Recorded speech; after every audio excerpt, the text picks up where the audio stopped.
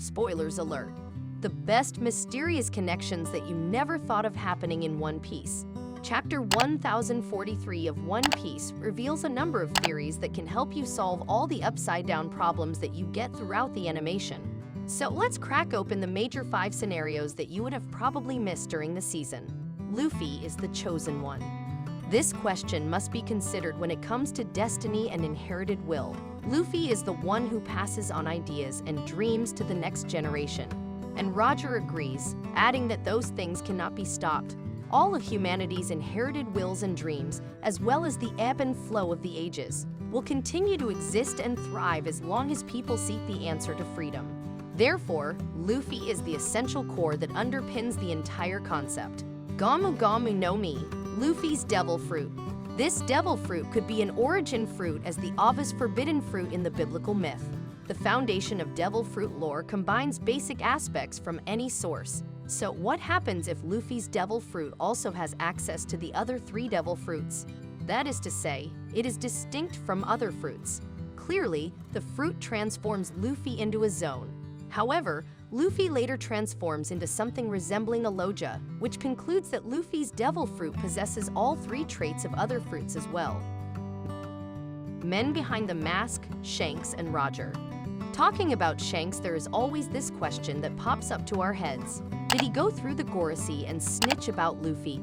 There are no significant parts available when Shanks was visiting the Gorosei.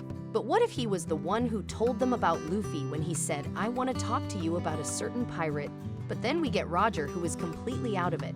This whole discussion about the devil fruit and Luffy is known by Shanks or Rogers at least to some extent because sequentially, Luffy eats the fruit. Shanks passes him the hat and even bets his arm on the new era. So what does that say at the end? Shanks knows enough about the Gomu Gomu no Mi because Shanks himself tells that Luffy is going to be something special. How Kaido knows so much about Joy Boy and death. This presumption is totally insane, and there are no specific details about how it happened. But we can assume that Kaido knew that in order to become the Joy Boy, he had to die. The audience is always saw from the entrance of Kaido that he is chasing after death. And it is one of the themes that Kaido represents. His tremendous follow-up after Joy Boy and his death reveals nothing but his awareness about the whole scenario from the first place. And even he brings facts about Luffy not being Joy Boy when he was about to die. Therefore, it is crystal clear that Kaido knew a lot about it more than we assume, and that is the reason for himself to repeat the fact that death is a must to complete a person. Hence, the very reason for him to chase and try to kill himself countless times is to find the completeness, antithesis of Luffy and Blackbeard. With all the darkness and earthquakes, it is evident that Blackbeard has definitely eaten 3 devil fruits by himself, and Luffy is representing the sun god who wipes away the darkness. The power of rubber balances the vibrations of earthquakes. It is obvious that Luffy inherited the will of Joy Boy, and similarly, Blackbeard has inherited the will of Zebek. So the close connection they have is amazing even though they are rivals.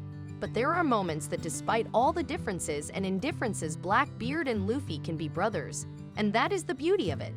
As you see, folks, regardless of all the slow episodes and breaks of Oda, the director represents One Piece as one of the best stories that ever existed so far in the history of anime, where he makes the fans go crazy over the curiosity after years of time, non-stop.